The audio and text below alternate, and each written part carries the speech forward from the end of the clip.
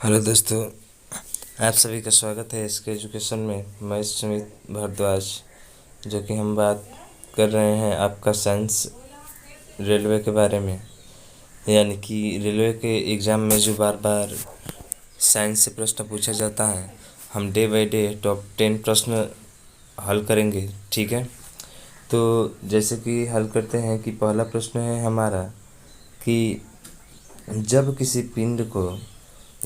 पिंड की गति दोगुनी हो, जब किसी पिंड की क्या हो, गति दोगुनी हो, तब लगने वाला समय होगा यदि दूरी क्या कर दी जाए, अपरिवर्तित कर दी जाए। ठीक है, यानी कि दूरी में कोई भी बदलाव ना हो तो समय क्या होगा, तो याद रखेंगे आपका आधा होगा। समय क्या होगा, आधा होगा। आधा क्यों होगा, क्योंकि आप जानते हैं कि समय बराबर होता है क्या, तो कहेंगे कि सर समय बराबर होता है दूरी बटे चाल। क्या होता है, दूरी बटे चाल होता है। ठीक है ना, तो समय बराबर दूरी बटे चाल होता है। तो कह रहे हैं कि दूरी को अपरिवर्तित कर दी जाए।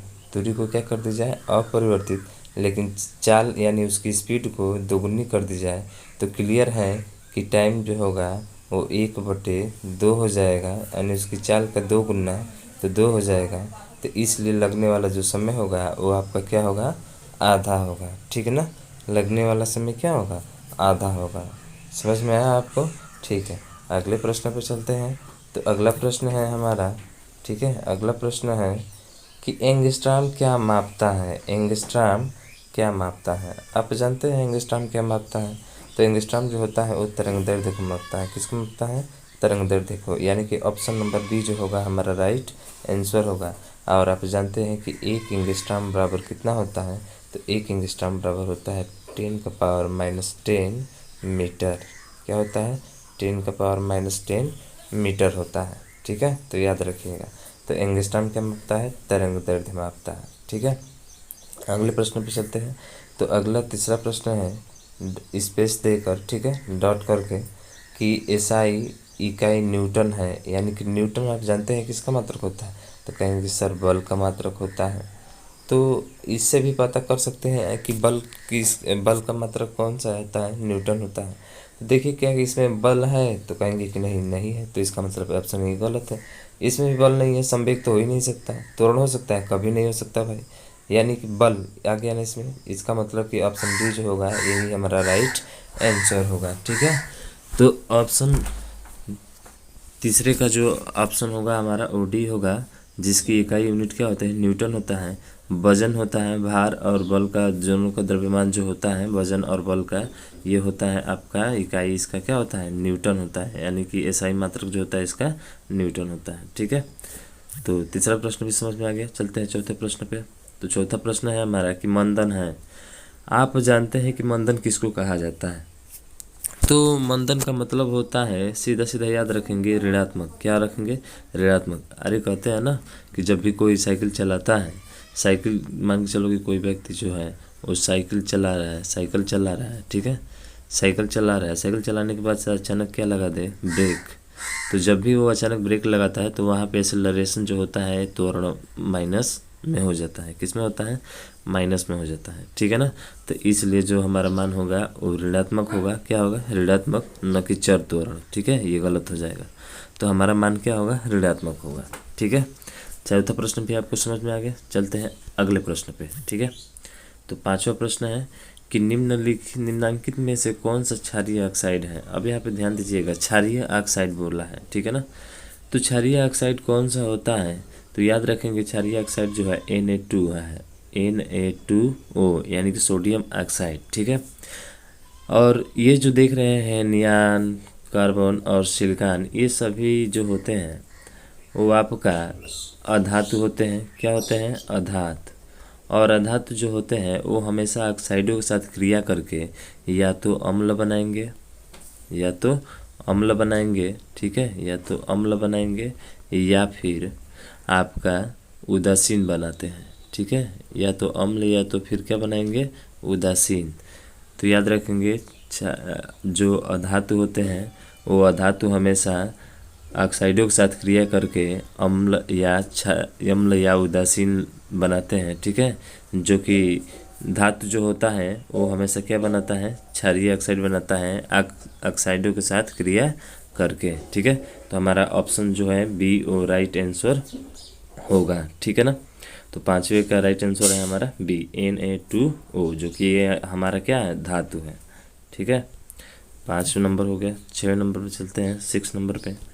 तो 6 नंबर में क्या है, कह रहे कि निम्नलिखित में से कौन बड़े शहरों की वायु को प्रदूषित करता है, यानी कि कौन जो है सबसे ज़्यादा प्रदूषित करता है हमारे वातावरण को। ठीक है, तो याद रखिएगा ज़्यादा मात्रा में वो होता है आपका लेड।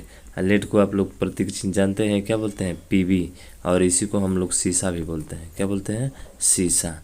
यानी कि ये लेड जो है काफ़ी ज़्यादा मात्रा में निकलता है और हमारे वायु को क्या कर देता है, प्रदूषित कर देता है। तो इसका जो ऑप्शन नंबर बी है यही हमारा सही होगा। ठीक है, 7 नंबर पे चलते हैं।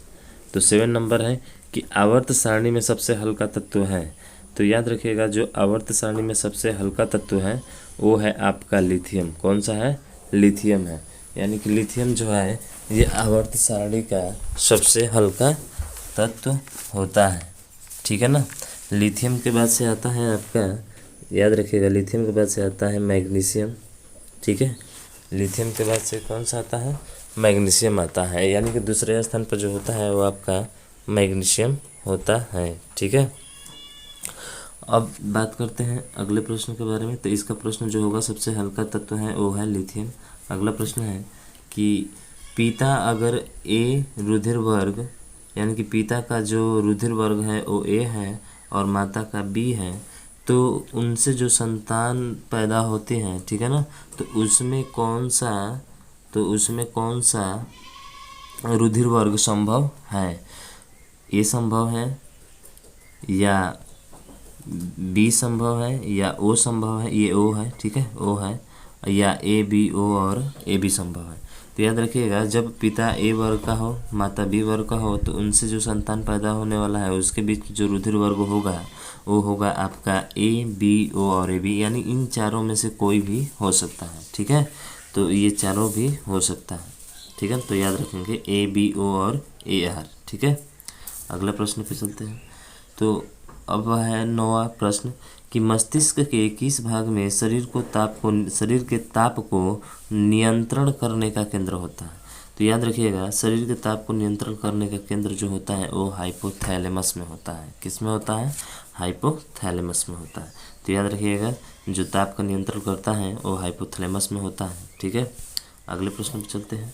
तो ये जो होगा हमारा लास्ट प्रश्न होगा जो कि है आपका कि निम्नलिखित में से किस जंतु में तंत्रिका तंत्र होता है लेकिन उसमें मस्तिष्क नहीं होता। बहुत ही इंपॉर्टेंट क्वेश्चन है, हालांकि सभी है इसमें। ठीक है, वो है आपका हाइड्रा। ठीक है ना, हाइड्रा जो होता है इसका मस्तिष्क नहीं होता है और इसमें तंत्रिका तंत्र ही उपस्थित होता है। ठीक है, तो मुझे आशा है कि ये चीज़ें आपको अच्छे तरीके से समझ में आया होगा। अगर आपको समझ में आया है तो आपसे एक ही रिक्वेस्ट है कि इस वीडियो को ज़्यादा से ज़्यादा शेयर कीजिए, लाइक कीजिए, और इस वीडियो की PDF अगर डाउनलोड करना चाहते हैं तो आपको डिस्क्रिप्शन में दे दिया जाएगा। आप वहां से इस वीडियो की PDF जो है आसानी से डाउनलोड कर सकते हैं। तो आज के लिए बस इतना ही। जय हिंद, जय भारत, थैंक्स।